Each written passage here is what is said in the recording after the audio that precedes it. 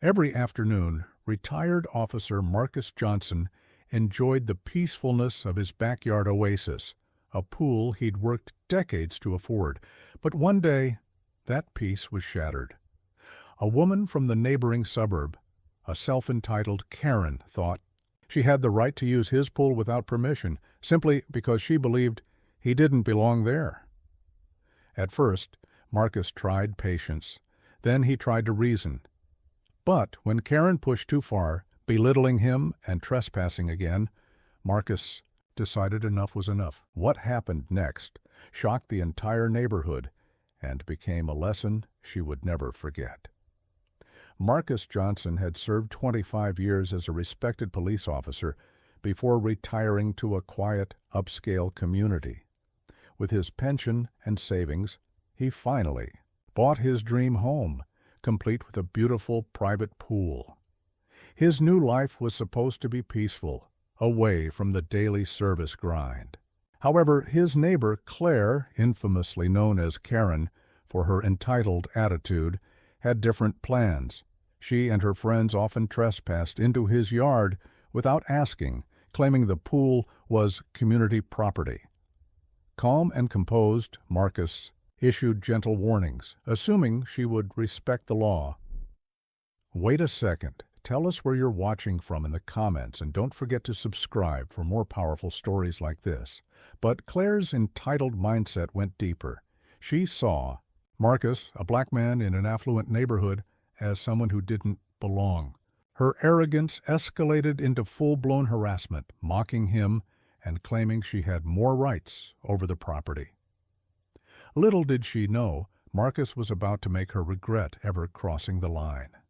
One humid Saturday, Marcus found Claire lounging by his pool again, sunglasses on, acting as if she owned the place. When he asked her to leave, she laughed mockingly, calling him just the help, and suggesting he know his place. Her words stung, not because Marcus was insecure, but because he had fought his whole life against such prejudice.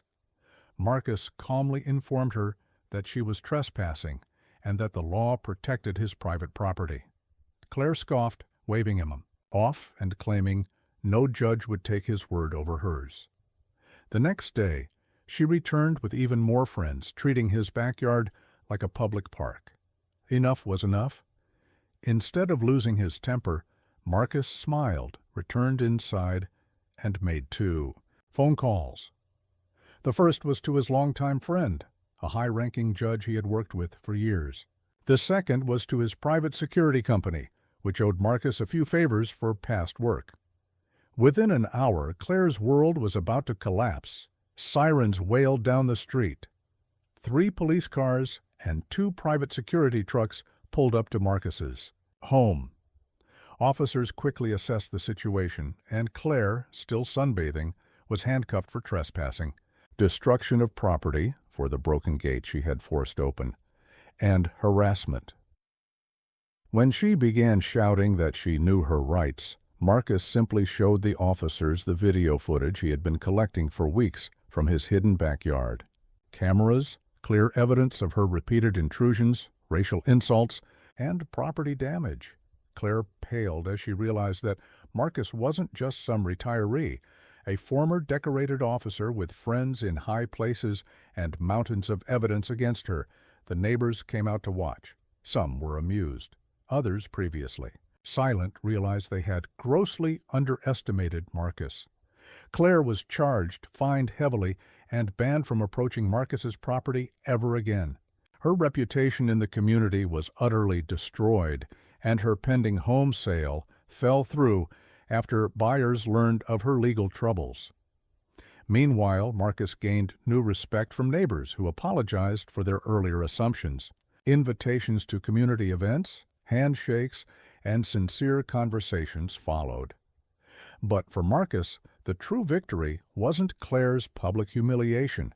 It was the reaffirmation that dignity, patience, and justice would always prevail over ignorance. From that day forward, Marcus's pool remained a sanctuary of peace, not because he fought fire with fire, but because he fought ignorance with the calm strength of a man who had seen it all and risen above it. And as for Claire, she learned a hard lesson.